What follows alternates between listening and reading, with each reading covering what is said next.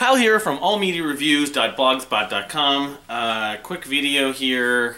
Unfortunately, my time has been compromised even though I have this week off. But I'll make this video. I made some videos that didn't come out, and of just collection update, vinyl update, CD, DVD updates. So let me just go through this quickly. I got just in the mail. Oh, that's right. I wanted to show this as well. Just in the mail this past week from Vennart, and actually here's the new T-shirt from him too. It came in one of his new T-shirts. The DVD called Target 15, which, you know, for people who don't know who Vennart is, Mike Vennart from formerly of Ocean Size and now currently British Theatre, and of course his own solo band Vennart.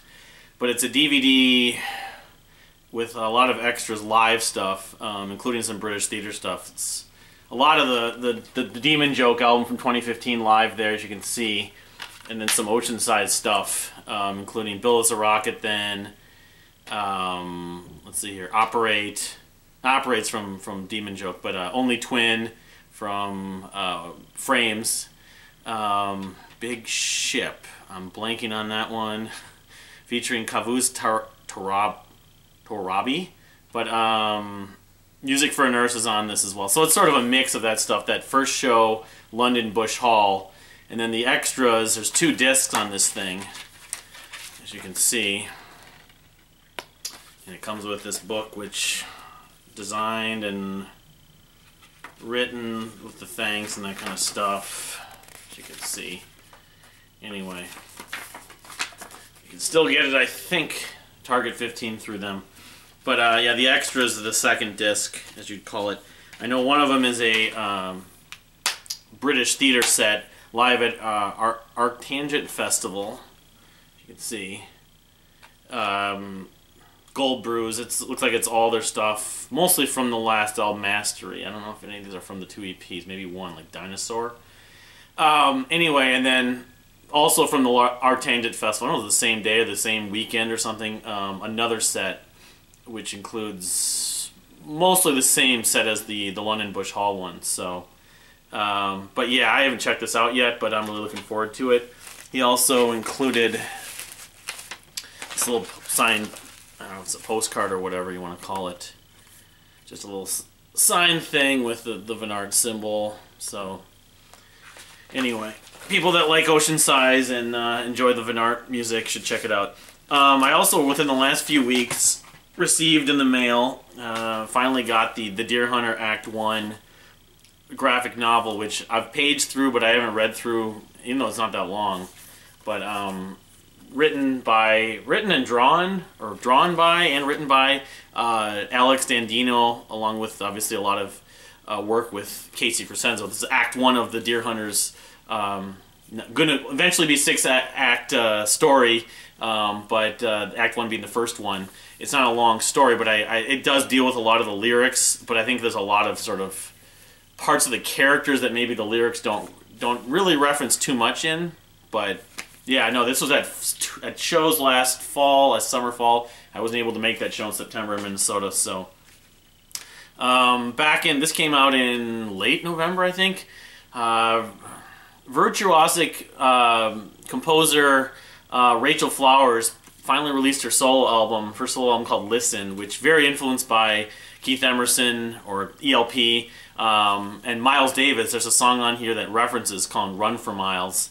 And it's been a couple weeks since I've listened to this. I made a video talking about this and didn't share it. Hopefully this particular video I'm making at the moment will be out there. But yeah, she's played with Zappa, plays Zappa, so there's some Zappa elements in this. Very jazzy.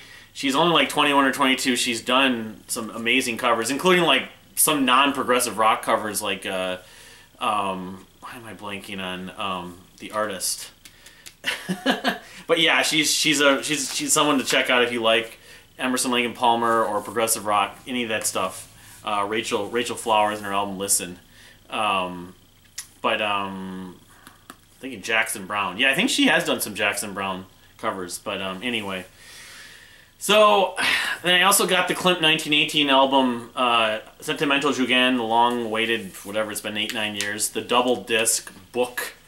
And unfortunately, I can't say I'm really I spent that much time with this album, and it's musically kind of more noise rock than anything else, and or almost post metal, but not. I don't know how to. It's not exactly like Klimt 1918's other work. Klimt 1918 is a band from Italy. Their music before this album, Sentimental, Jugend, I would describe as sort of similar to Dredge, or some people compare them to Catatonia or November. They're not really metal, but they can get heavy and dark at times, but they always were melodic, and I love the textures and some of the instrumental sections. And this one, the vocals take a back seat. They're sort of in the background, a lot of noise. It's almost like My Bloody Valentine, but unfortunately, at this point, it's been a disappointment to me, but I know a lot of people are enjoying it. I wouldn't necessarily say if you were a fan of Klimt 1918's previous work like Doppelgänger, still check it out. So, alright, so on to the vinyl. I got King's X's, a couple King's X reissues, or for the first time, some of them reissues. The self-titled album I've been looking for a long time, a double vinyl, gatefold. One of the first 4 albums produced by Sam Taylor. This one came out in 1992. Yeah, it's great album. I did my artist review on them and talked about it. I don't know if I want to go into detail. I don't think these are just 180 gram, but they're not colored. So do I want to go through the effort? Yeah, they're just your standard black 180 gram. And this is issued off of Metal Blade, I believe. Yeah. Although originally I think it came out on Atlantic, but if I had to pick one track on this album that I enjoy the most, I probably would go with Not Just for the Dead, but the sitar work in that is just, the harmonies are so great on that song, and the vocal harmonies. But yeah, The World Around Me, Prisoner, Big Picture, Chariot Song, Lost in Germany. Lost in Germany should have been on the radio. In fact, among the first 4 King's X albums, I almost consider this the most consistent track to track. Even though it's not my favorite, in some ways I almost consider it my favorite. So the other King's X album I found recently on vinyl, and they issued a few of these, was Ear Candy from 1996. Their last album that was released on Atlantic, but this one's off of, again, issued on Metal Blade, as you can see. And again, I don't think these were colored. This is one of their poppiest albums. I think these are just standard black, yeah. So I'm not going to bother with, again, trying to pull them out and stuff. I'll just show the gatefold. But yeah, this is, in some ways, their brightest / poppiest album. 2 albums after the self-titled album. My favorites being The Train, Mississippi Moon, that song should have been on the radio, American Cheese, Jerry's Pianto, A Box, great, like, sort of dreamy kind of element to that song. The repetitive nature, just you can get lost in it. 67, Looking for Love, Thinking and Wondering, Life Going By, Picture. Great record, not my favorite, and the second album without Sam Taylor, so I'm still looking for Dogman. It's online, I eventually probably will get it. So another one I found recently was Police's Synchronicity, my favorite Police album. This one I will have to show the record just because there's something special about this record, even though you see the Synchronicity a lot, but if you look at it, at certain angles, it's purple.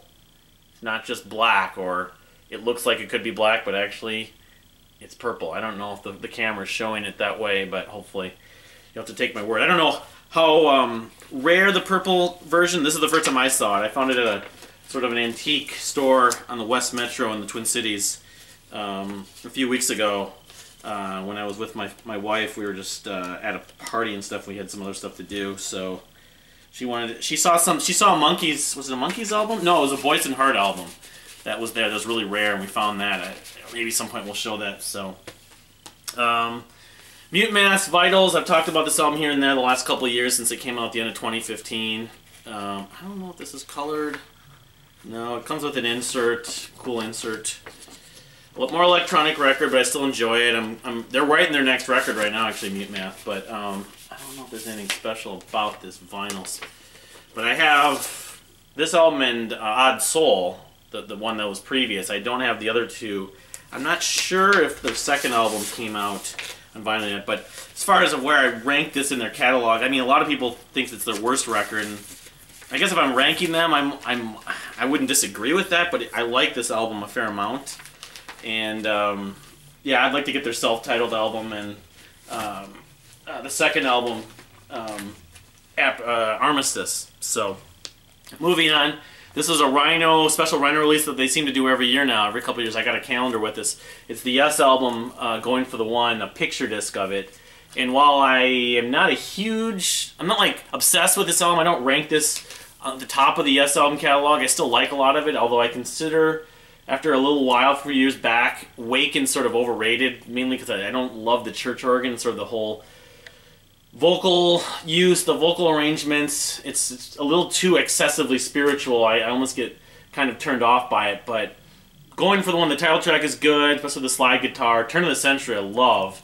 Parallels, good track, and Wonder Stories, while it's kind of a radio track, I still enjoy that. So if you can still find it, you probably can get the calendar from Rhino, and one of the calendar pictures had Fragile from Yes. The last item, which goes back a few, well, maybe I'll show one more after this, is Cloud Cult's The Seeker, the black version, which is 180 gram. I have the other version, which is a picture disc. This one was signed by most of the members of Cloud Cult. But I guess from people that have played their picture disc, the original one from the Pledge Music campaign, there were like 1 or 2 issues with it, and this one had no issues. So, and this is probably the only time we'll ever get Cloud Cult on vinyl, just for my environmental reasons, the way the band's taking that stance. So I'm going to get as many copies as I can. I get the 2 different versions of The Seeker, and I love The Seeker. It was my second favorite album from 2016 anyways, 2015, 2016. And I don't know if I showed this. Anakdota, the debut album, Overloading, which also would be on my Albums of the Year list coming up. That'll be out next fall because it came out in November. Overloading. Really good debut album. Very piano-driven, prog rock. Kind of like The Reign of Kindo, or I don't know who else you compare them to, but nice vocal arrangements. They're a band from Israel. But anyway, that's about it for now. Hopefully I can make some more videos, but I can't promise anything just because scheduling has definitely taken... I've taken a backseat to my schedules and stuff, unfortunately, looking for places to move to, or storage lockers and stuff like that, storage spaces. But I want to thank anyone who subscribed recently. If you haven't subscribed, please subscribe, leave a comment, give it a like, and we'll see you next time.